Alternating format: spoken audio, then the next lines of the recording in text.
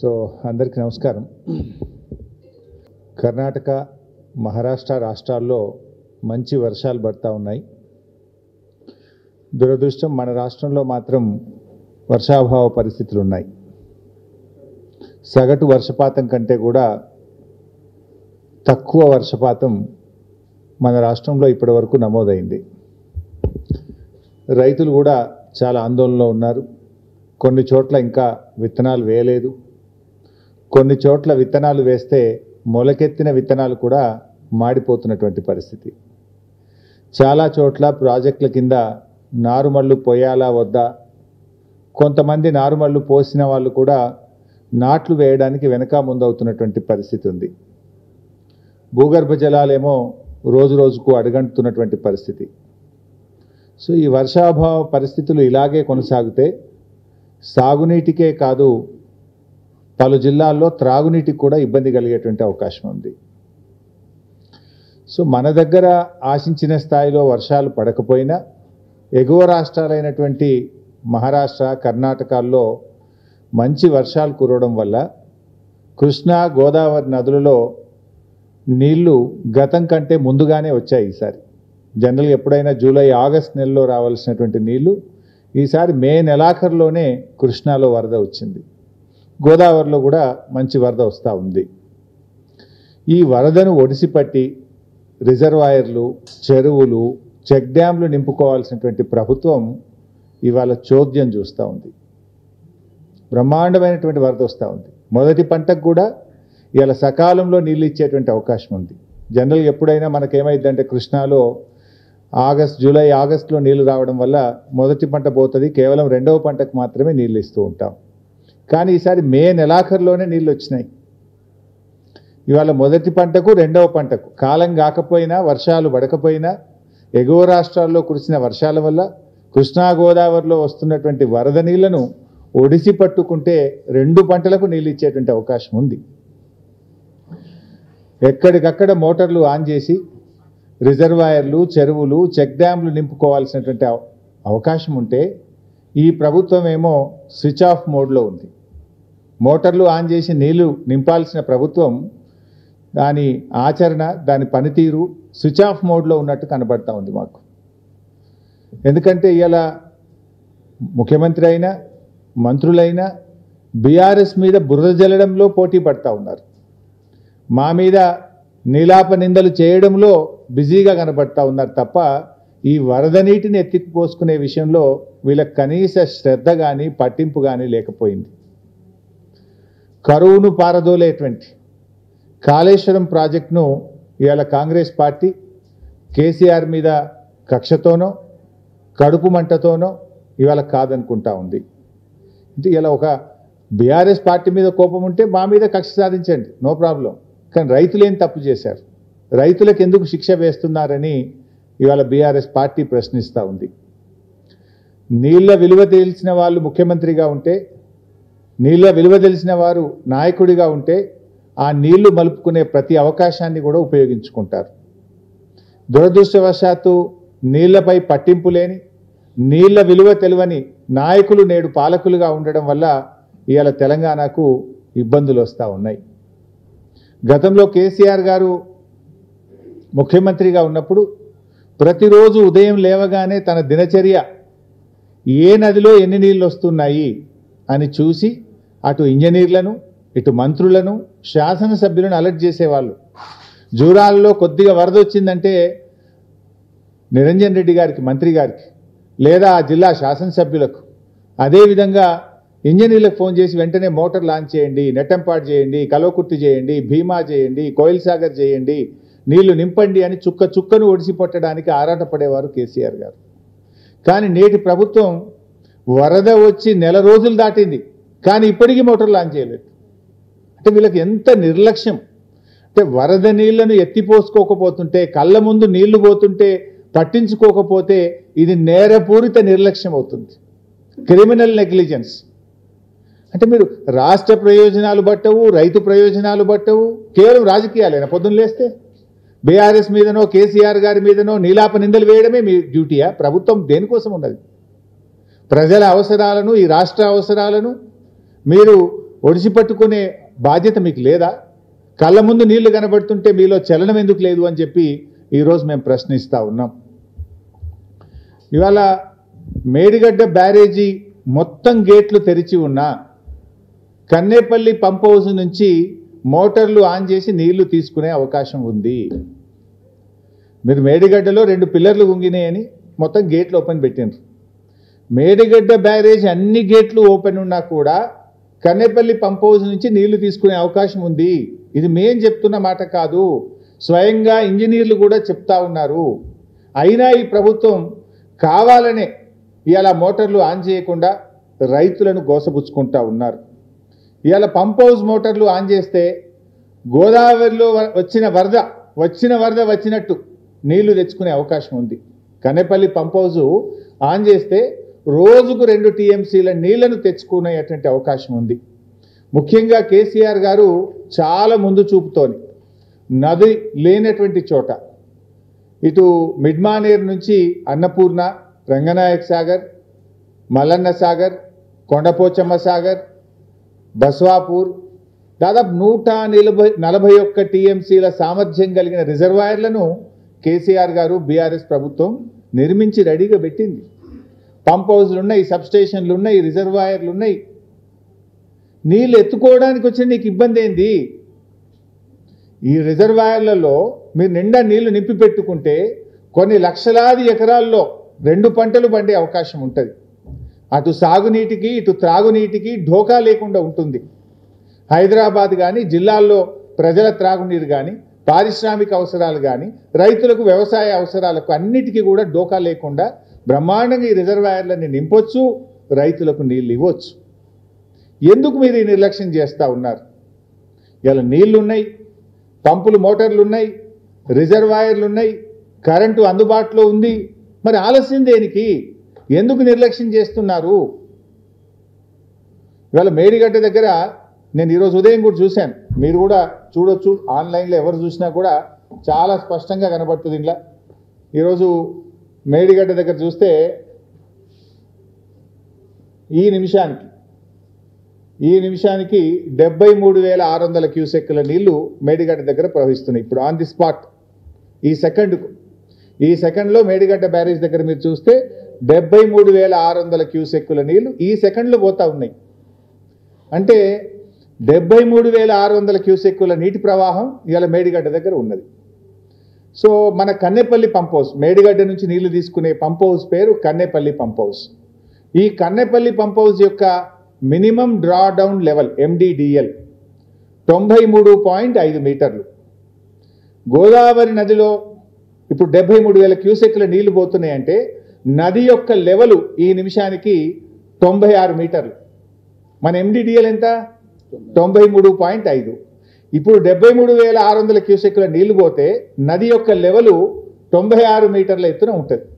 అంటే నీకు 2.5 మీటర్లు కావలసిన దానికంటే ఎక్కువ ఎత్తులో నది ప్రవహిస్తూ ఉంది. జస్ట్ మోటార్లు ఆన్ చేయడమే ఆలస్యం. Is it not criminal negligence? స్పష్టంగా నీళ్లు తీసుకునే అవకాశం ఉండి కూడా ఎందుకు నిర్లక్ష్యం చేస్తూ ఉన్నారు?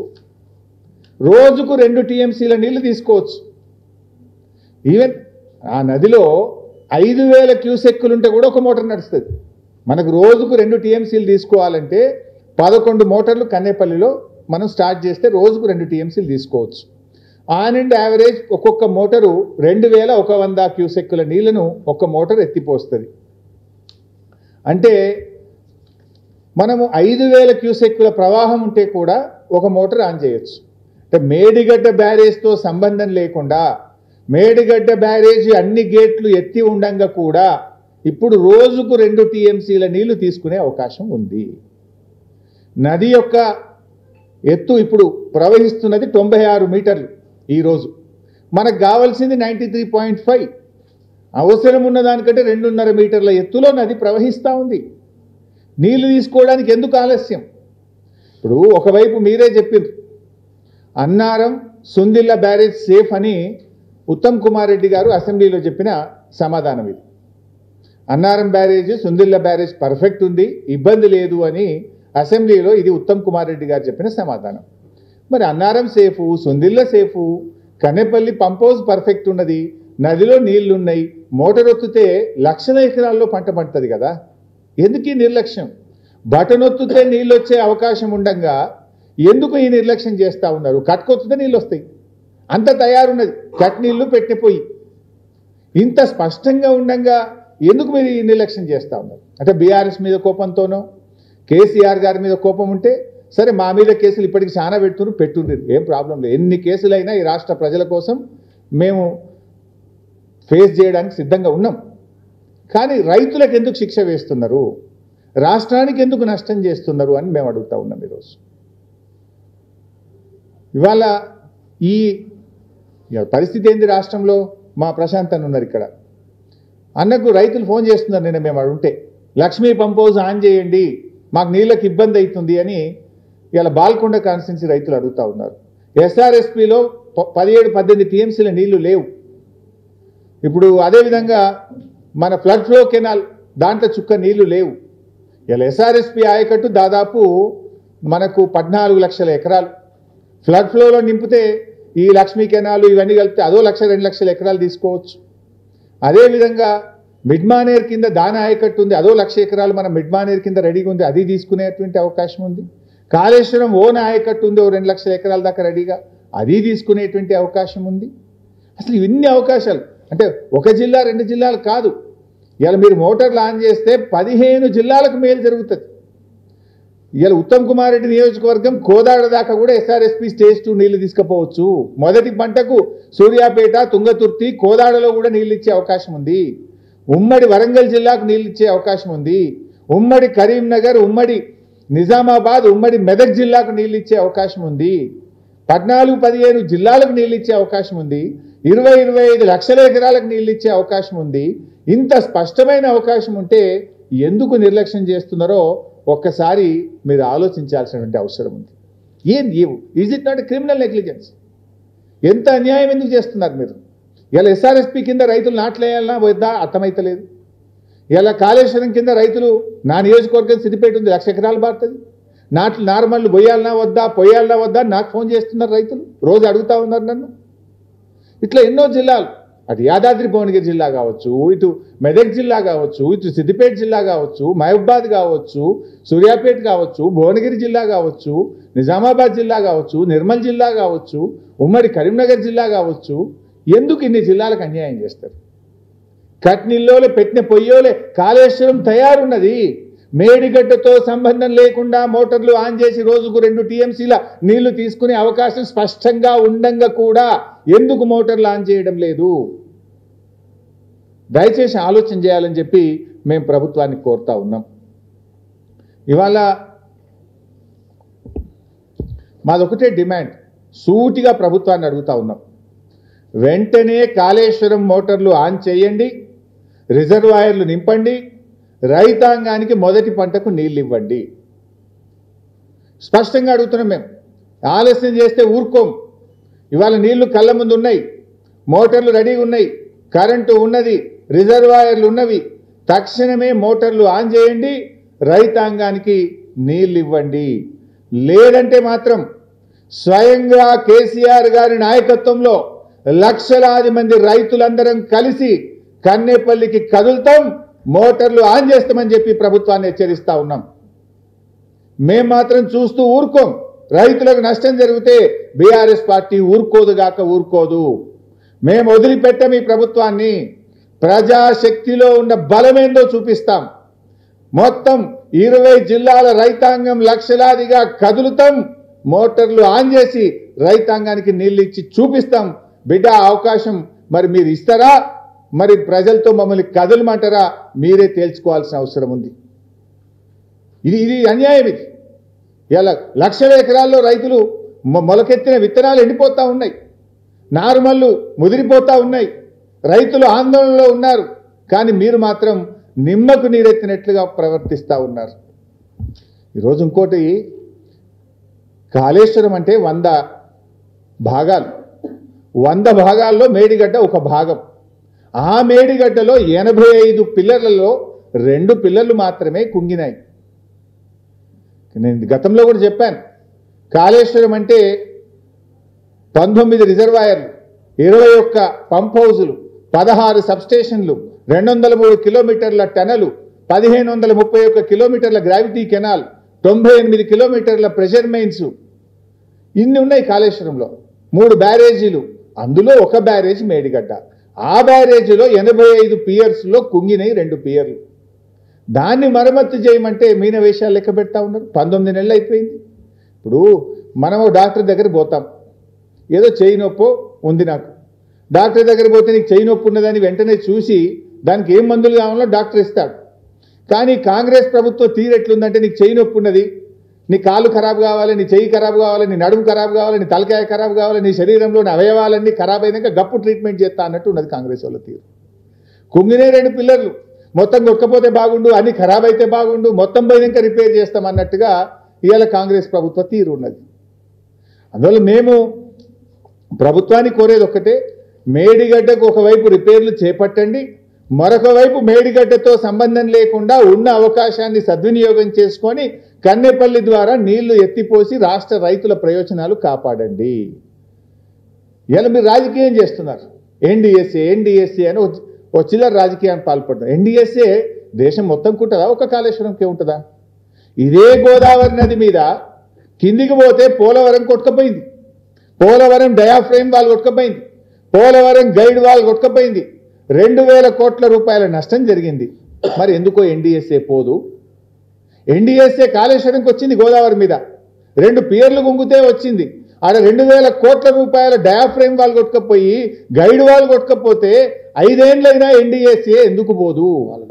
ఇక్కడనేమో 5 రోజుల్లో వస్తారు, 5 రోజుల్లో ఇక్కడ వస్తారు. 5 ఏళ్ళైనా పోలవరంలో ఎన్డీఎస్ఏ పోదు.